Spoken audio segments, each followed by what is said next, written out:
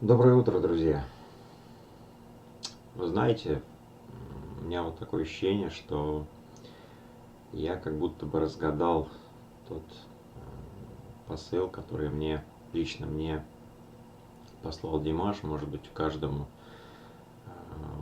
было послано что-то свое, но вот лично для себя я понял, так, в чем же суть его послания, кто же он есть такой. И как я уже сказал, Димаш это миротворец. Димаш это человек, в котором живет душа, очень высокая, чистая, светлая душа, которая имеет влияние планетарного масштаба и у которого действительно очень серьезная миссия на этой планете. Вот лично для меня я сейчас понял его так. И вот то, что я по кирпичикам складывал весь этот месяц, сейчас у меня сложилось в одну картину, и это очень ровно ложится мне на сердце, это очень ровно ложится на мою душу. И, конечно же, я хочу с вами поделиться своим мнением. Весь этот месяц я много думал, размышлял над тем, как же нам объединиться, потому что совершенно очевидно, что один из посылов Димаша – это посыл на объединение. И я все думал, ну как же нам, мы же такие все разные, у нас разные страны, разные языки, разные вероисповедания. И если говорить про вероисповедание, то здесь вообще очень сложный вопрос, потому что каждый истинный верующий, приверженец своей веры считает, что именно его вера правильная, именно его вера истинная, и именно благодаря ей он придет к Богу. И вы многие, я считаю, что совершенно искренне предлагаете мне принять ту веру, в которую вы верите. Мне предлагают принять ислам, мне предлагают изучить Веды, мне предлагают другие вероисповедания.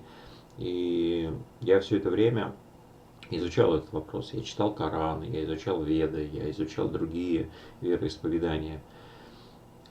И я смотрел на Димаша и сопоставлял все это. И понял, что Димаш это сделал очень легко. Он объединил нас очень просто.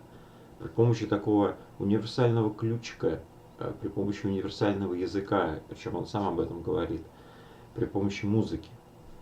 И мы с вами совершенно разные, с разными взглядами, из разных стран, из разных вероисповеданий. Мы все с вами объединились благодаря Димашу и продолжаем о нем говорить, разговаривать, встречаться с вами вместе. И нас это объединяет. Но как только мы с вами начинаем углубляться в вопрос вероисповедания, между нами опять начинает появляться пропасть. Ведь на самом деле с некоторыми из вас я общаюсь очень плотно не только при помощи эфиров или записей. Я общаюсь там по WhatsApp, созваниваюсь. И я продолжал убеждаться, что если каждый сейчас по-прежнему будет гнуть свою линию, если каждый будет тянуть в сторону своего вероисповедания, это опять разрыв, это опять разъединение. А Димаш на самом деле дал нам этот ключик. Он дал нам первое, это ключ универсального языка, это музыка и вибрация. И второе, если вы посмотрите внимательно, он дал нам универсальный ключ к пути к Богу.